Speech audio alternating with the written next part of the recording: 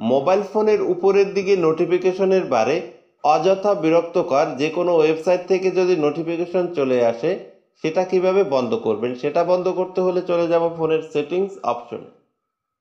এরপর এখানে দেখতে পাচ্ছেন স্ট্যাটাস বার অ্যান্ড নোটিফিকেশন। আপনাদের মোবাইল ফোনে আসবে শুধু নোটিফিকেশন।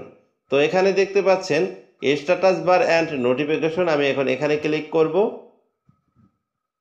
এরপর প্রথমে দেখতে পাচ্ছেন ম্যানেজ নোটিফিকেশন, এখানে ক্লিক করব। তো এখানে দেখতে পাচ্ছেন আমার মোবাইল ফোনের যতগুলো অ্যাপ্লিকেশন আছে সবগুলো এখানে শো করছে।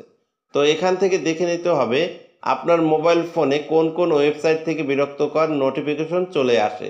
তো যেমন এখানে দেখতে পাচ্ছেন গুগল ক্রোম ব্রাউজার, আমার মোবাইল ফোনে বেশিরভাগই গুগল ক্রোম ব্রাউজার থেকে অযথা বিরক্তকর নোটিফিকেশন চলে আসে। তো সেটা বন্ধ করতে হলে এখান থেকে ক্রোম ব্রাউজার অপশনটিতে ক্লিক করব। এরপর এখানে দেখতে পাবেন অ্যালাউ নোটিফিকেশন, এর পাশে দেখতে পাবেন ইনেবল অপশন, এটাকে অফ করে দিবেন। ওকে, আমি এখন ব্যাগে চলে যাব। তো এখন যদি গুগল থেকে আপনার মোবাইল ফোনে অযথা নোটিফিকেশন আসে সেটা কিভাবে বন্ধ করবেন, সেটা বন্ধ করতে হলে এখান থেকে গুগল অ্যাপ্লিকেশনটি খুঁজে বের করতে হবে। তো এখানে দেখতে পাচ্ছেন গুগল, আমি এখন এখানে ক্লিক করব।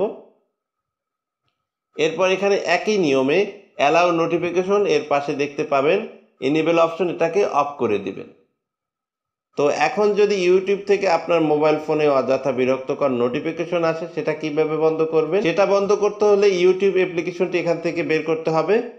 তো একদম নিচের দিকে দেখতে পাচ্ছেন ইউটিউব অ্যাপ্লিকেশন, এখানে ক্লিক করব। এরপর এখানে আবারও দেখতে পাবেন অ্যালাউ নোটিফিকেশন, এর পাশে দেখতে পাচ্ছেন ইনেবল অপশন, এই অপশনটি অফ করে দিতে হবে। তো এভাবেই আপনি চাইলে আপনার মোবাইল ফোনে বিরক্তকর অযথা নোটিফিকেশন আসলে অফ করতে পারেন।